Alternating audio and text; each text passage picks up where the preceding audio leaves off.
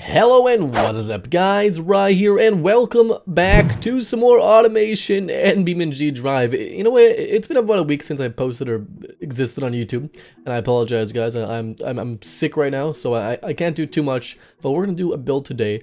It's gonna be a shorter build, not too much needed for this one, but it's gonna be a pretty interesting one. As you can probably tell by the thumbnail title of the video, it's gonna be a massive vehicle, pretty much a limousine. I don't think I've ever, in the history of automation, made a limousine, or a massive sedan. I guess this is what you can call us in general. This is a mod body. It's a 1955 massive 175-inch wheelbase. Is also a 128-inch, which is no slouch at all. A landaulet. We are using the landaulet body, or the landaulet. Landaulet? Sure, yeah, why not? Basically, it's a convertible top on the back for the rear passenger's pleasure. We're going to start off this build. We're doing 1965. This is going to be front-wheel drive with probably a massive V12 because nothing says luxury 1965 like tons of displacement, along with just torque steer because, you know, every luxury car should have just boatloads of torque steer, and we're going to hopefully have that today. Steel, ladder, and steel because this thing is going to be hopefully an absolute tank. Front-mounted transverse. Now, we could do longitudinal, but my thought process here is, you know, it's a luxurious car. It's a very luxury car. It's going to be obviously probably 4 seats in the back and then 2 like a driver and a passenger seat, then 4 in the back passenger compartment area. As you can imagine, there's going to be some sort of wall blocking off the front and back of the car. What you don't want, though, in your very expensive limousine is a transmission tunnel going through. So it's going to be front-wheel drive. We're going to go for, I'm thinking it's going to be a little fancy on suspension because this is going to be expensive competing against, like, a Mercedes. I think it's like a 600 SL gross, 600 SCL grosser. I don't know. Basically, Mercedes limo of the time, or other limousines of the time, except this is front-wheel drive, which is crazy. We're gonna go torsion beam. We can go semi-trailing arm in the rear. Something kind of fancy. I don't want solid axle. We'll leave it on semi-trailing for now. Just something cheap, not because double wishbone would be pretty fancy. New engine, V12, push rod, all cast iron. I'm just gonna make it absolutely massive. Like, oh wow, that's already a very large. I think 8 liters is like more than enough. You know what? We can go for like a 9-liter engine. That sounds totally reasonable for any car, I think. If your car is not 9 liters or more, then I don't know what you're doing with your life, really. A little more. 9 liters, a little bit more. Okay, 9 or so liters is pretty reasonable for displacement. But we're going to keep going on the engine itself here. So we've got all the basics down. 9 liters, all cast iron, push rod. It's going to be so front heavy. We're going to go for forged. I want, like, it's not going to rev at all, so I want to give it a chance. Lower the compression down, just low. 7 to 1, not 6. 7 to 1 sounds reasonably fine to start off, I think. No turbos. We're going to go for, now, I thought of adding actually a mechanical fuel injection system, not per cylinder, obviously, just a single mechanical system. That just sounds absolutely overly complex. So I think we're gonna go for a carburetor. Just a 3 double barrel carb system, which is kind of realistic probably. Regular fuel sounds okay for 65. It's possible. It's okay. Now right now it's struggling. It's not liking what's happening. Lower the RPM limit. So right off the bat here, 460 pound-feet of torque, 300 or so horsepower, a little larger. 475 torque. It's actually making it really high up there. I mean, 2500 RPM is not very high. We'll lower this down. I think that's a bit better. Slightly better. We'll give it. Could use more carburetors. Not really. We'll give it more fuel though. We can. Fuel economy is like the least of a concern for this thing. It doesn't actually really matter at all. We'll go 13.1. Sorry. Increase the ignition timing a bit more. So we've got 490 pound-feet of torque. 290 horse, which is, you know, more than enough probably. I think it's a reasonable amount for any car. And I think that's pretty much okay for the base engine. So 490 torque, 300 or so horsepower. Again, not the worst numbers, not the best. I mean, in 1965, it's pretty much more than anything, I would say. I mean, the horsepower, yeah, maybe not the horsepower, if we're measuring in gross horsepower. We'll go to the landaulet body. We'll click on it. Drivetrain, we will need a, I think we're gonna go for an automatic, I think. I kind of want to go for a manual just for funsies. Well, you know, we'll stick to manual for now. I might go automatic. Open diff. Top speed of 260 kilometers an hour. Oh, that's reasonable. I'll gear it to that, that's fine. Medium compound, we'll go for like, what, 195's front and rear. That's pretty chonky. And definitely not 18-inch wheels. We'll go a little bit bigger on the tires too. So we got 16-inch wheels, which is very large for 65, I think. Still, that's okay. Big disc brakes for now. Drums in the rear. We'll go to under tray none. And just, okay, yeah, this is the interior. So we're going to go for a 6-seater, I think. You got like just 4 captain's chairs in the rear and 2 up front. Handmade and a phonograph. If you guys don't know what a phonograph is, I'll put it on screen. It's basically like a radio player, but with not, or like a CD player, but not with CDs, basically. It's a music machine, sure. Hydro-pneumatics, we went for the best safety there, in hydraulic power steering. Hydro-pneumatic suspension, we're going to tune it to comfort and lower it down a bit. We're going to go +5 on a few quality sliders, like safety. Hope like +10 on interior. This is going to be an expensive car, hopefully. The brakes, they didn't really do their job, but we can go for discs. It still doesn't even do it. Oof. All I can say, it does not look away. If we just do this. Yeah, it's still not braking. Oh, wait, if you go 2 pistons, it's braking fine, actually. We'll go, yeah, that's fine.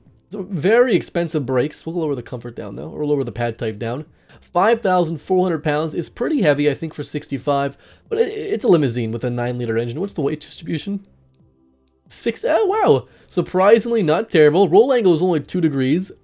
Oh god, the cornering G's. Oh god, the 0 to 60. Oh god, it's so bad. Can't do anything. It's so bad. Objectively, it's wait. What's the braking distance? Oh my god, 300 feet. Holy sh! That's way worse than I thought. Oh no. Okay.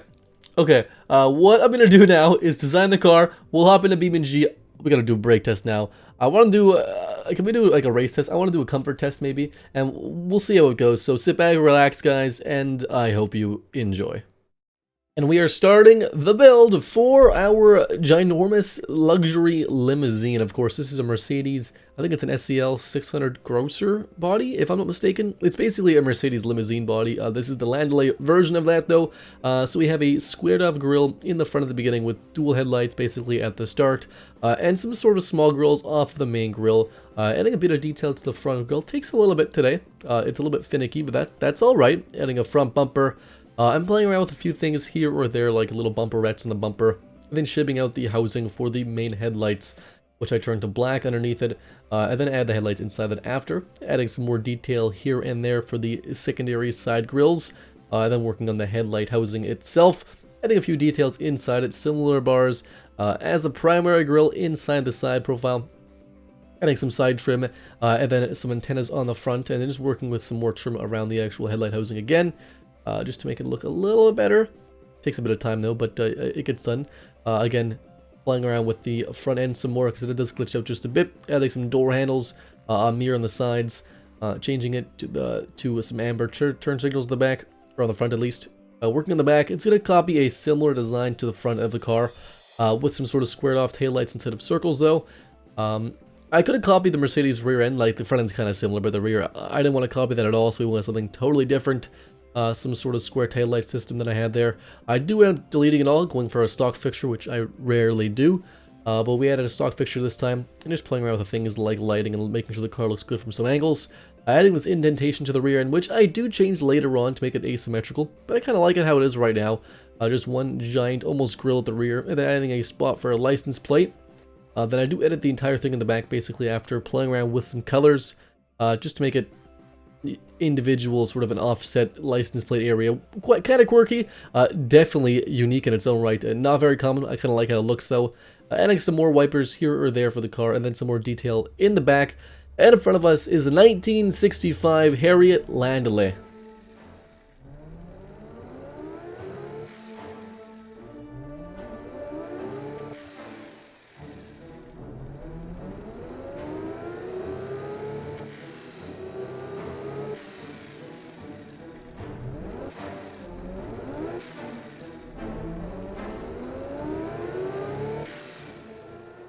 So, the vehicle is finally complete. This, again, is another Harriet model. I think like the past 3 cars, or like probably the past, I think 4 of the last 5 cars have been Harriet models.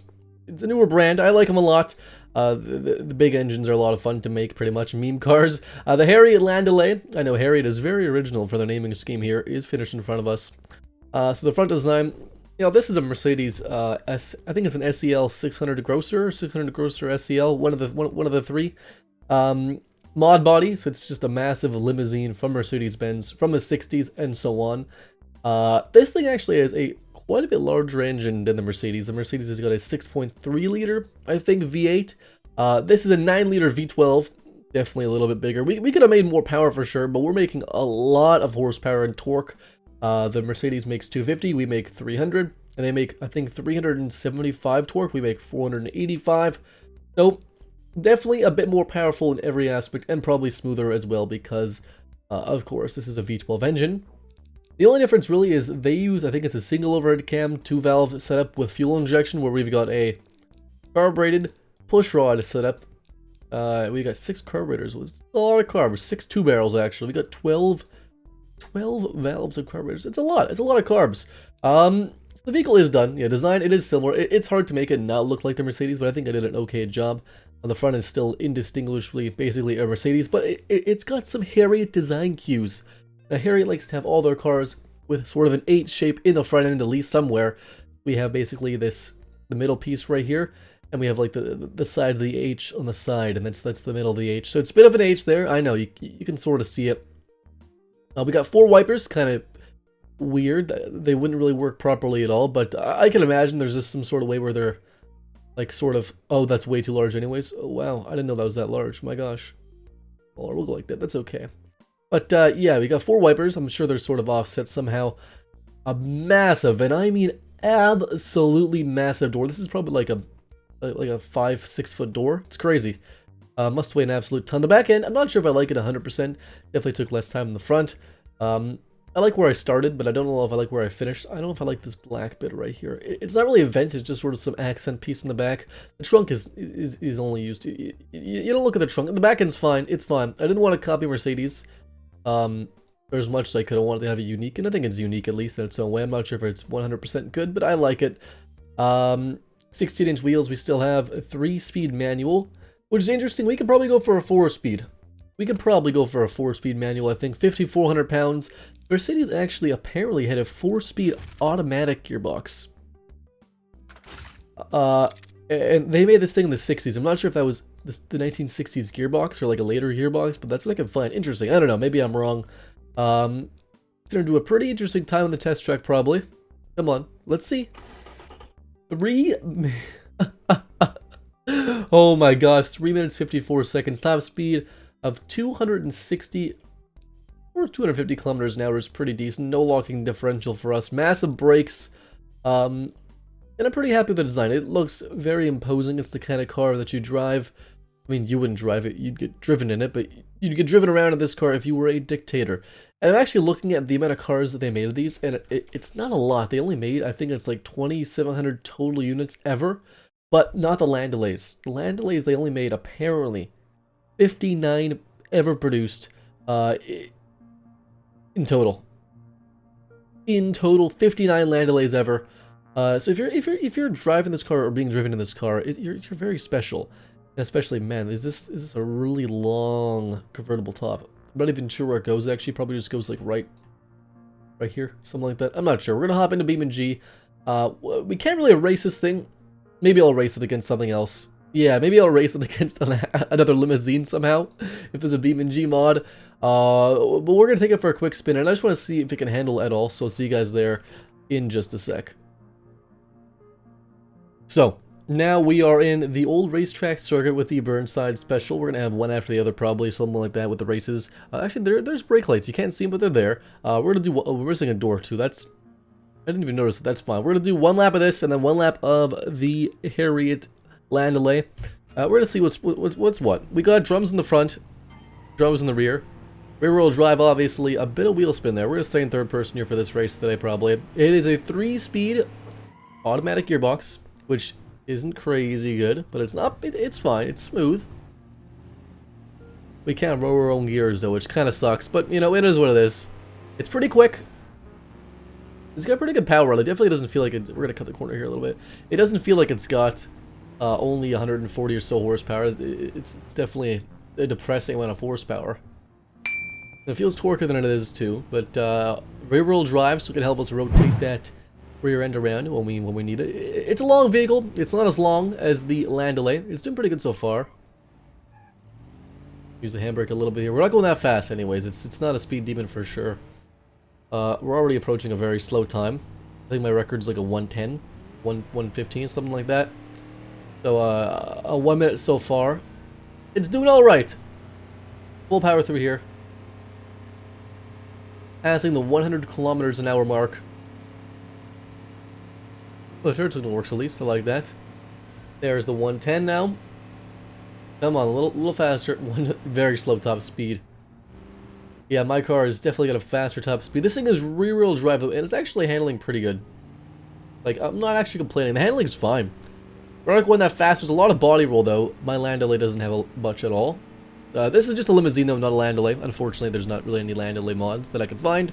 Maybe I'm wrong, but this is what I have anyways. 137, not bad. I'll take that. Is that my slowest time ever? It's okay, it's not the top 50. 137.5. We're gonna hop into my Landaulet. Now we're gonna have a bit of torque steer, from the front wheel drive. Long gears though. First gear takes us to like 80 kilometers an hour. It is much it's faster, obviously. It's much longer of a vehicle though, way longer. It's actually handling very nice. It's turning in quick. There is just no body roll at all. Look at there's just no body roll. Hydropneumatic suspension, guys. And it is comfort preset too, and I think with even slightly softer suspension than the comfort preset, which is surprising. And it's got like very I think we can still win this. Very minimal body roll. The turning radius is not ideal at all. In second, it's got so much power. Come on. Go to third here. We're still pulling. We've already passed the top speed of the previous car. 130. I think we can beat that. We kind of messed up back there, but I think we're going to catch up earlier. Or up ahead here. Break a little bit here. Stay in second.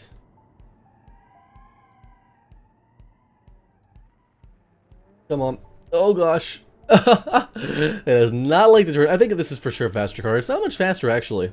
The other one handled like it was just nicer to drive. More body roll for sure, but it was just nicer almost. So this thing's faster. Brakes are awful. We're gonna free roam for a second here and just sort of drive it actually.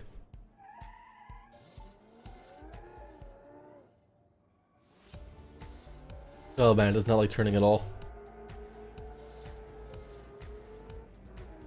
It just sounds weird. Drift limo. Oh, that was great. Nothing like handbrake turns. Get a bit of air here probably. It's such a stiff vehicle. It's very weird. Come on, we got this. There we go. That's not gonna be good. It's fine. Burning the tires. They're almost all of first gear. And the brakes are not there. Man, if this thing is rear-wheel drive, I think it'd be of course faster. It'd just be a little, you know, I like the characteristics of having front-wheel drive. It's kind of cool actually. I don't mind it. And it pulls quite good. Well, I think we're gonna finish off with the Harriet. Just a quick driving session today, nothing too fancy. I'm gonna do a stream in a couple of days probably when I'm feeling still a bit better. I am slowly recovering. Medication I've been given does not help with my sickness. Being sick is not a lot of fun, but it's okay. This is a fun one, nice and chill, nice and relaxing. I apologize if I don't sound as loud maybe, or as like excited as I usually do, or as I try to be at least. I just can't get too loud right now because my throat is not liking me right now. So we're gonna finish off here. It's pretty quick. It drives pretty good. I'll put a download link down below in the description if you guys want to see more automation. Leave a like down below. The next video is gonna be maybe I might do a Gear City or a something else. Maybe I'll do some another driving video. I'm not sure. Thank you guys so much for watching, I guess. And as always, I'll see you next time.